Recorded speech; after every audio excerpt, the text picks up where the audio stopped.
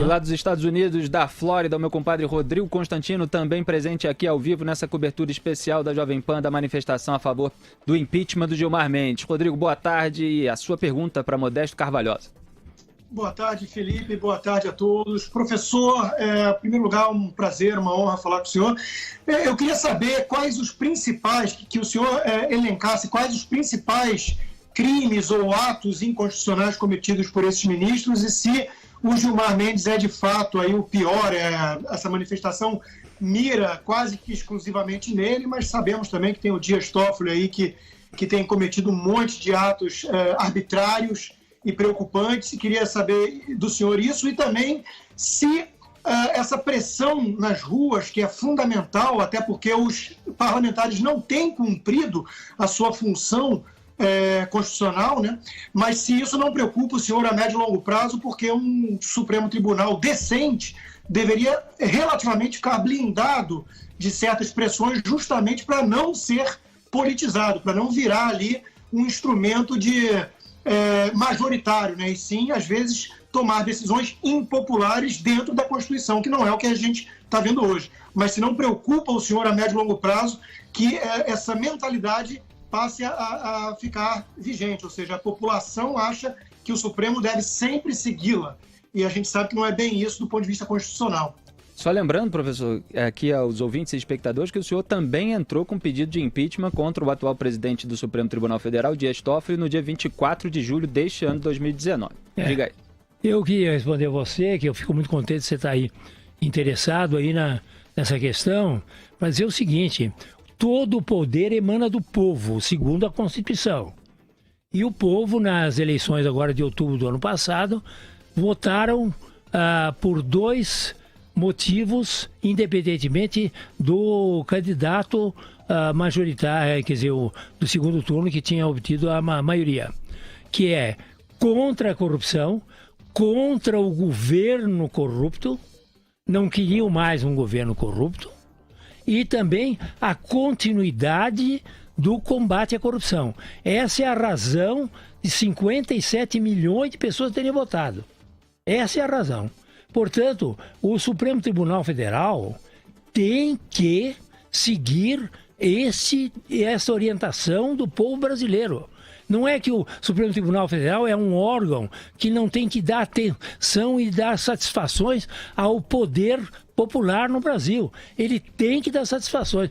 Como é que o Supremo Tribunal Federal, tendo o voto claramente nesse sentido, duplo, e combate à corrupção e não ter um governo corrupto, ele vai lá e solta todos os corruptos, faz todas as medidas necessárias, vai fazer agora, inclusive agora vai anular a votação, o processo contra o Lula, vai naturalmente liberar a ficha limpa, que também é de iniciativa popular, e assim vai indo.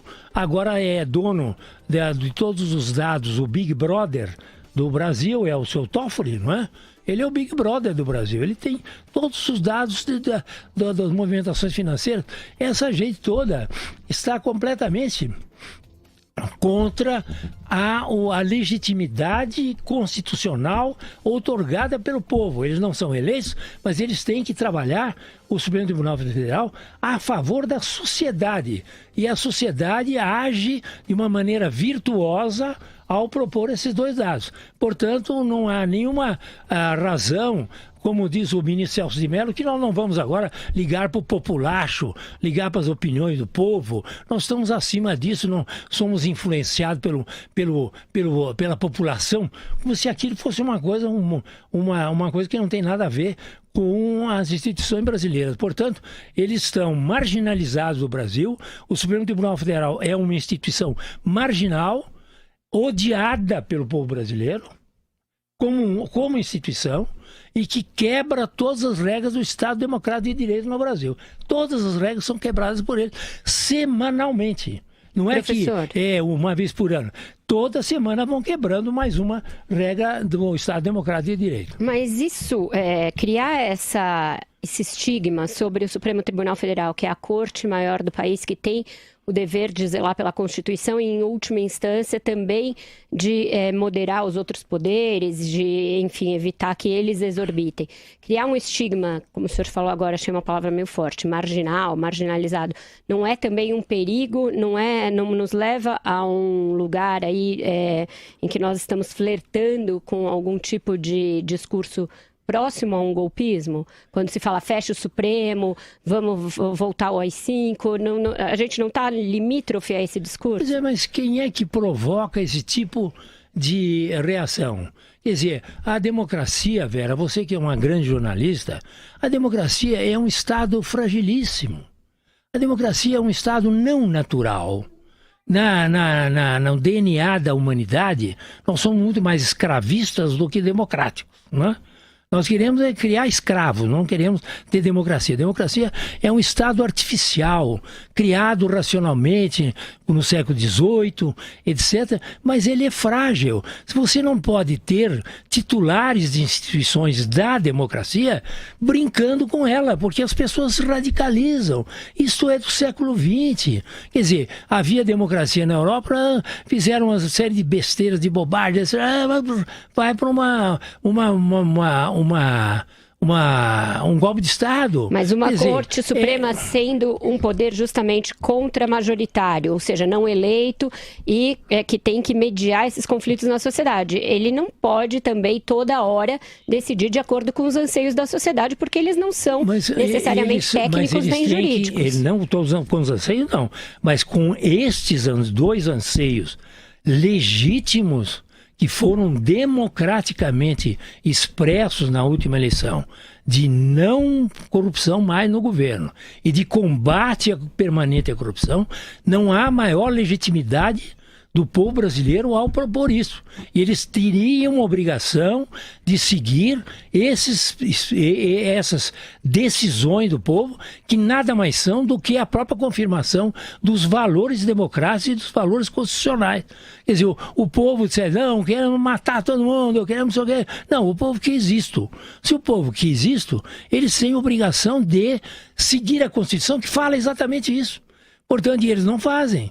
Portanto, esse é o grande problema de que eles estão ali, os atuais titulares, sejam aqueles que são hegemônicos lá, que são os tais garantistas, sejam os pelo silêncio e a conivência, estão admitindo que um dos poderes pilares da democracia está sendo abalado, levando a sugestões como essa que a Vera falou, de golpe, de fechar, de queimar, de regime militar, porque isso vai para, entendeu? Vai fora dos nossos valores democráticos e que é natural que as pessoas reajam dessa maneira. Agora, doutor, o senhor recorre sempre, é bom deixar claro, aos recursos justamente democráticos, com os protocolos de pedido de impeachment, a defesa da CPI da Lava Toga, todos esses são caminhos democráticos e a pressão popular também é absolutamente legítima. Quer dizer, o senhor não compactua com esses excessos de fechamento de corte, etc. Absolutamente. Nós temos que... aí não há a instituição em si, ela é uma instituição absolutamente necessária. O Supremo Tribunal Federal foi sempre respeitado a partir da República, da instalação da República, e é indispensável. Porém, os titulares atuais dela, sobretudo a maioria desses titulares, não estão à altura dela. Eles têm que ser substituídos. De modo que eles têm substituídos para que se possa ter um Supremo Tribunal Federal não a serviço de partidos, a serviço dos bandidos, a serviço de todos os corruptos. Quer dizer, aquilo é uma fábrica de habeas corpus, de corrupto, de organização criminosa, de traficante, que tem lá um ministro que dá habeas corpus para tudo quanto é traficante, tem aí também. Tá certo? Então, chefes de tráfico. Então você tem lá uma verdadeira... o vale-acolto da corrupção e o vale-acolto do crime. Basta dizer essa decisão que foi feita agora, na semana passada, dizendo que só pode prender, depois de trânsito em julgado, que não existe nenhum país do mundo, Vera. Nenhum país do mundo que tenha essa regra.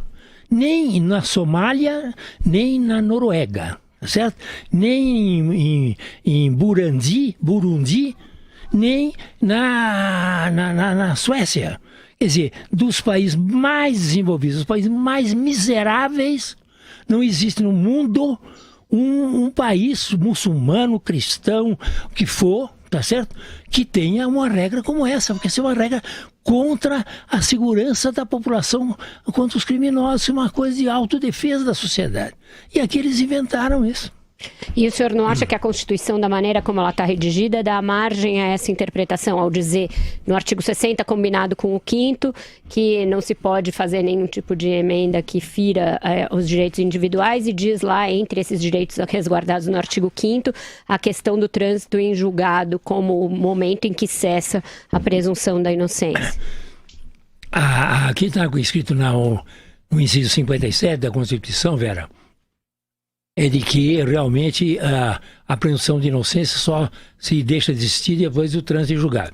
Isto é um valor ocidental que existe há 800 anos no Ocidente.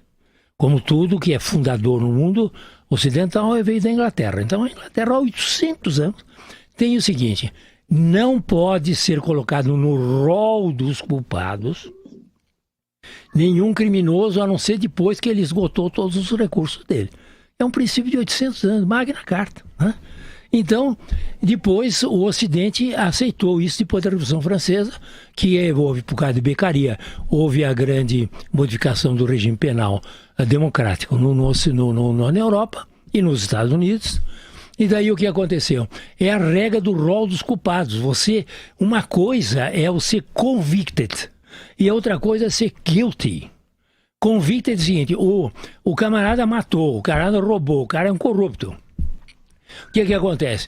Ele vai lá para o juiz julga, o grande júri, qualquer coisa, e daí ele é condenado, convicted, vai preso imediatamente. Claro, qualquer país civilizado, o jeito que é considerado convicto, vai preso. Agora, ele tem todos os recursos para depois ser considerado guilty. O guilty, o que é no sentido medieval do guilty?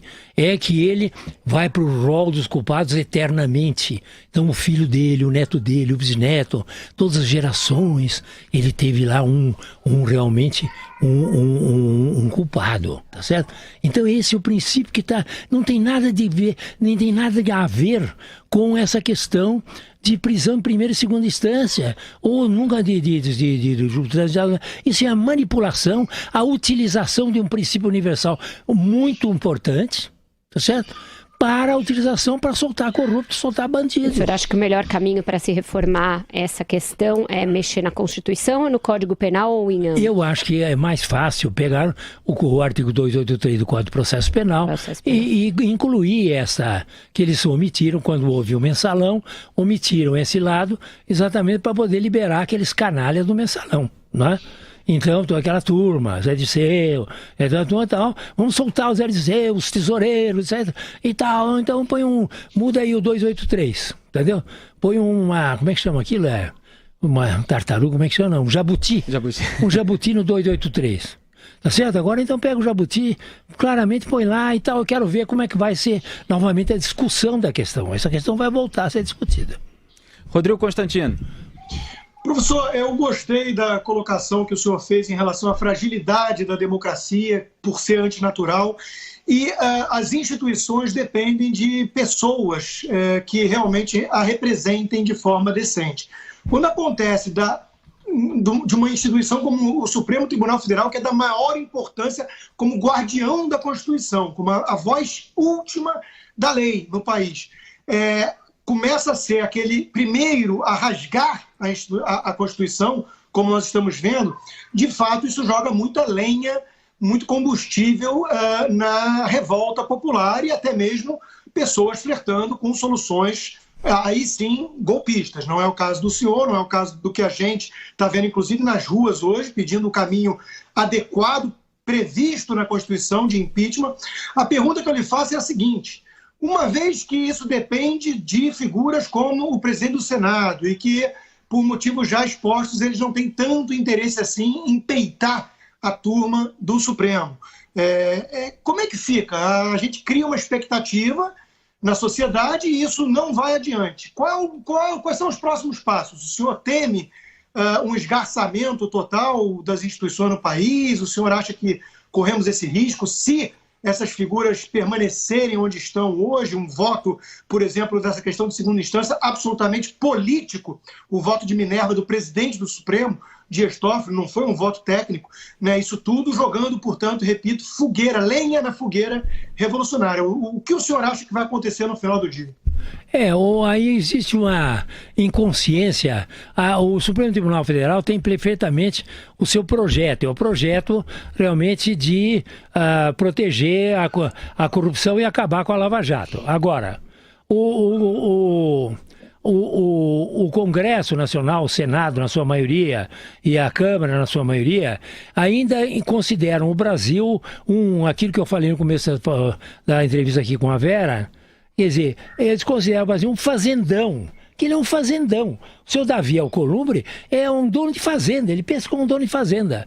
Então ele diz, olha aqui, eu sou presidente aqui, e eu sou muito amigo, vou lá nos coquetéis do outro, tenho negócios lá políticos com o Toffoli, eu não vou fazer nada, porque aquilo é fazenda. O Senado é a fazenda dele hoje.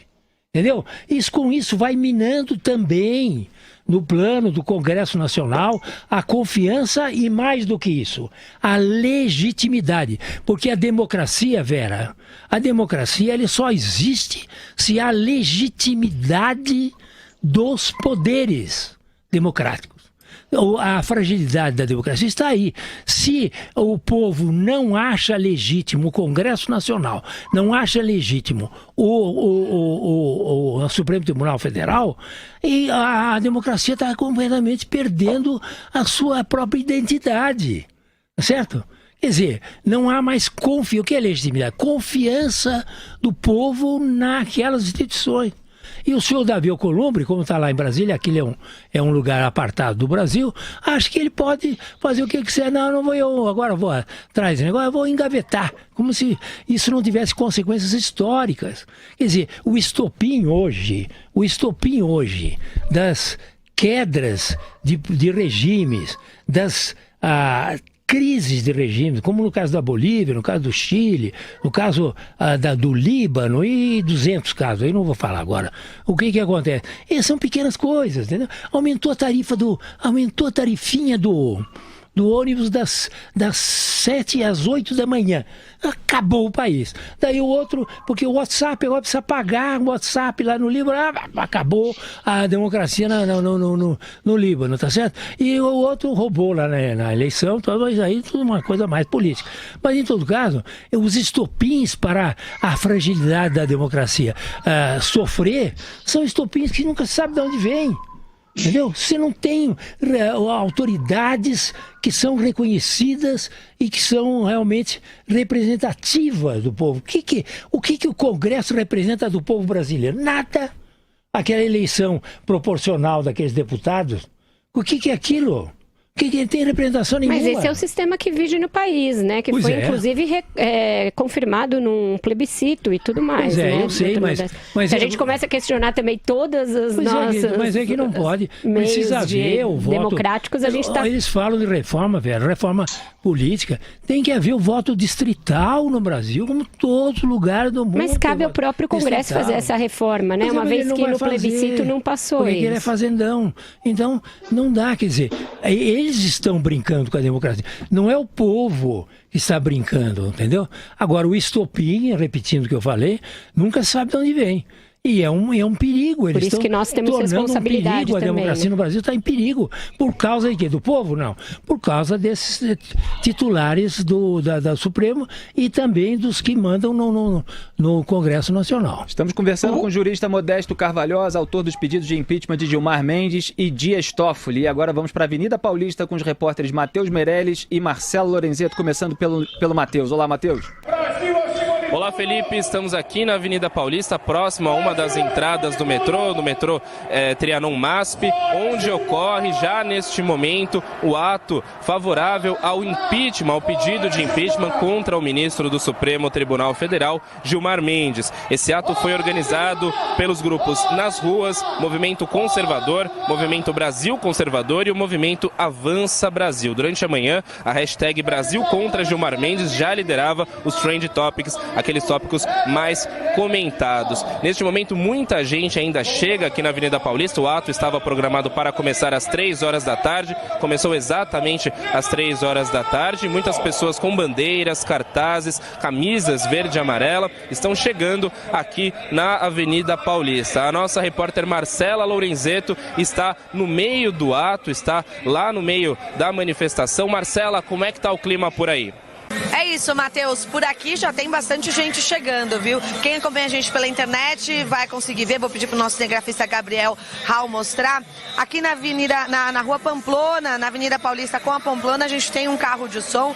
Pessoas já estão próximas a esse carro de som, se manifestando com gritos de guerra contra o ministro do Supremo Tribunal Federal, Gilmar Mendes. E também do outro lado, no sentido do MASP, há outro carro de som, junto com um boneco inflável, que tem a figura do ministro Gilmar Mendes, do ex-ministro José Dirceu e também do ex-presidente Lula.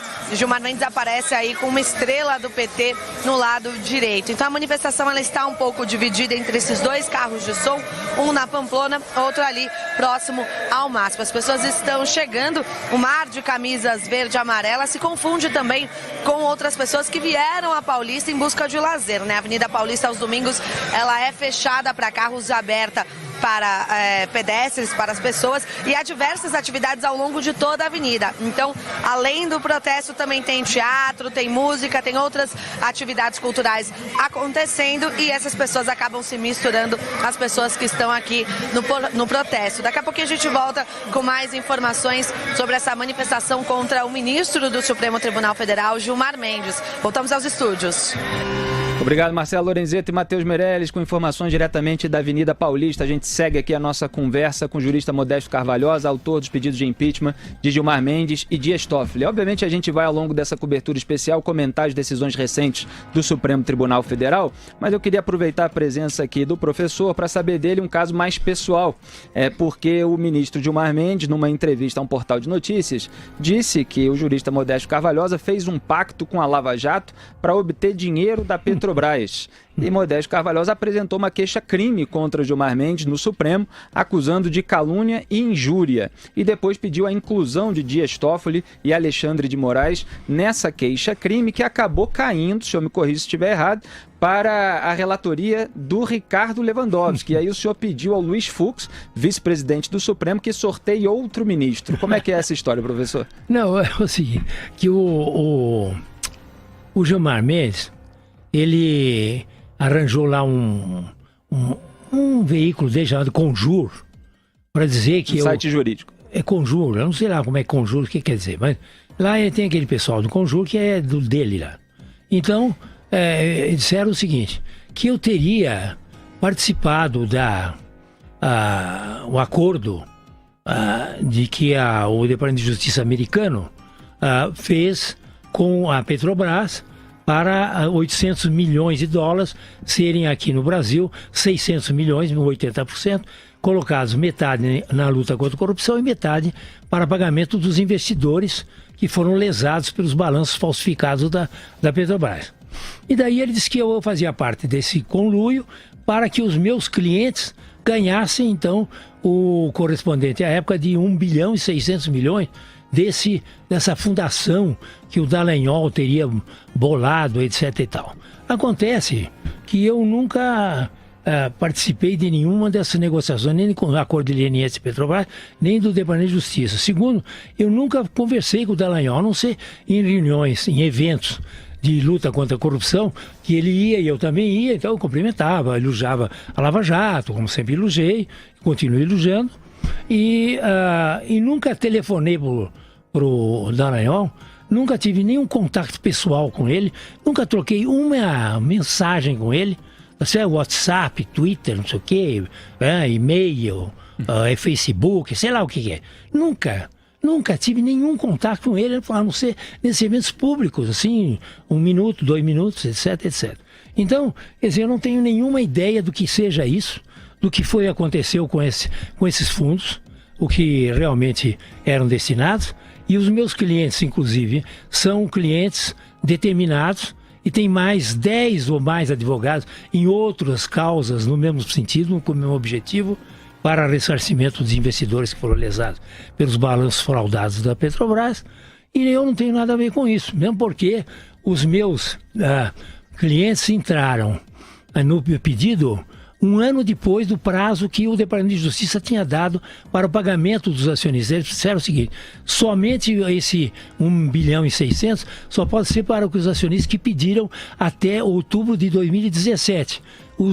Eu entrei com os meus clientes, que são alguns clientes, em um ano depois, quanto que eu nunca seria beneficiado por esse acordo com o Departamento de Estado. Quer dizer, não há nada de fundamento. Então o que ele quer é caluniar-me, injuriar-me, difamar-me. Inclusive ele faz isso no plenário do Supremo Tribunal Federal, agora intrinca com aquele outro Alexandre de Moraes e com o Toffoli, né? Como é que chama o Toffoli agora? O Big Brother do Brasil. O Big Brother. O Big Brother, com o Big Brother e o Alexandre de Moraes. Então fizeram lá uma ceninha de péssima categoria teatral. Olha, o advogado ia receber tanto, etc. E tal. E ele disse que eu sou falso professor da Faculdade de Direito, e que eu fui, como é que chama? Reprovado no concurso. Aí ele olhou naturalmente para o Toffoli, olhou para o Toffoli e teve uma visão de reprovado em concurso. Então, quer dizer, com isso eu entrei com queixas-crimes contra os três, porque os três que me estão caluniando, dizendo que eu fiz negociata com a, como é que chama? Com a Lava Jato, etc, etc. Quer dizer, tudo para difamar uma pessoa como eu, que estou nessa luta contra a corrupção há 30 anos. Eu ganhei o prêmio Jabuti, no meu livro que eu escrevi, o prêmio Jabuti de 1995, um livro sobre contra a corrupção. Não tinha nada a ver de entrar nisso por causa desse negócio de fundo, mesmo porque a Petrobras não precisa de 1 bilhão e 600 para pagar fundo nenhum, entendeu? Ela tem muito mais dinheiro para pagar os seus investidores fraudados, lesados. Rodrigo Constantino. Bom, eu queria ler aqui a mensagem do procurador aposentado Carlos Fernando dos Santos Lima, né, ex-integrante da Força Tarefa Lava Jato, e ele disse: o abuso sistemático de Dias Toffoli está destruindo a instituição do STF.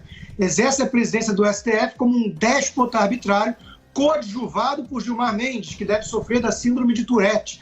Tamanhos são os incontrolados insultos que profere nas sessões. E aí ele continua. E a pergunta que eu queria fazer ao professor Modesto Carvalhosa é a seguinte: o senhor é autor de um pedido de impeachment para Dias Toffoli e outro para Gilmar Mendes. Hoje, nós estamos vendo as pessoas indo às ruas com uma meta específica, a pedido de impeachment de Gilmar Mendes. A pergunta que eu lhe faço é a seguinte: primeiro, se é uma questão de foco, estratégia, que eles alegam, os organizadores, se o Gilmar Mendes merece mais do que Toffoli ser empichado, digamos assim. E a segunda pergunta é se o senhor acredita que possa haver uma espécie de tentativa de blindar o presidente do Supremo, uma vez que ele está na véspera, prestes, na iminência de julgar o caso envolvendo o filho do presidente da República, o senador Flávio Bolsonaro, com aquele envolvimento todo com Fabrício Queiroz e por aí vai. Se o senhor acha que é possível se falar em algum tipo de acordão entre o bolsonarismo e Dias Toffoli? Bom, essa é a questão de acordão de bolsonarismo e Dias Toffoli. O que resulta, isso na realidade, é que essa questão do filho do Bolsonaro foi um pretexto que o próprio Toffoli e o Gilmar arranjaram para realmente impedir que houvesse investigações sobre eles mesmos.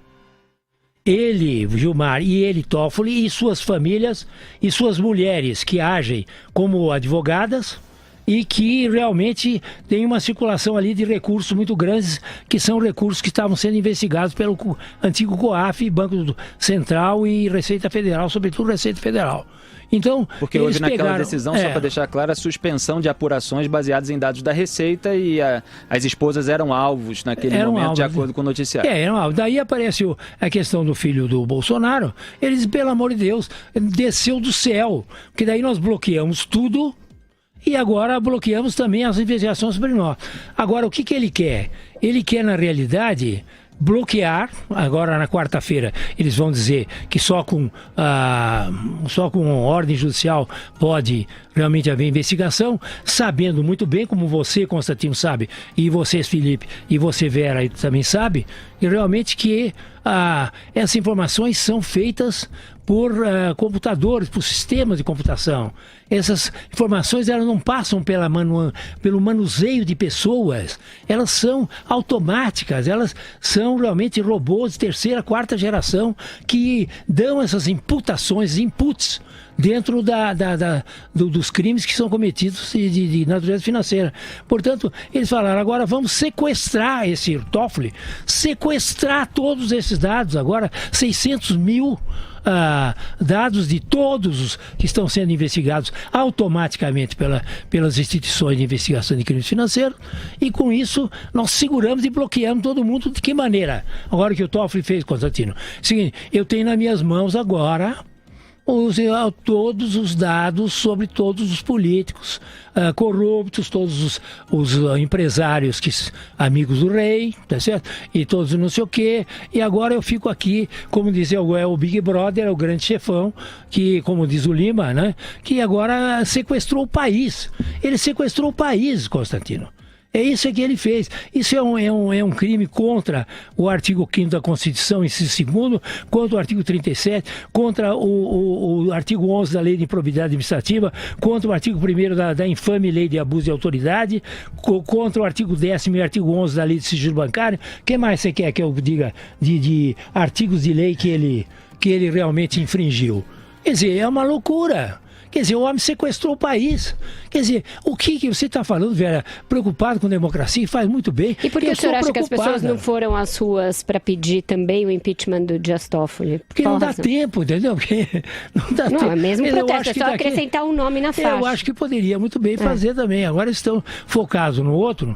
Eu acho que focado no outro é uma questão de estratégia. Eu não participei de nenhum dessas estratégias de movimento de rua para esse fim.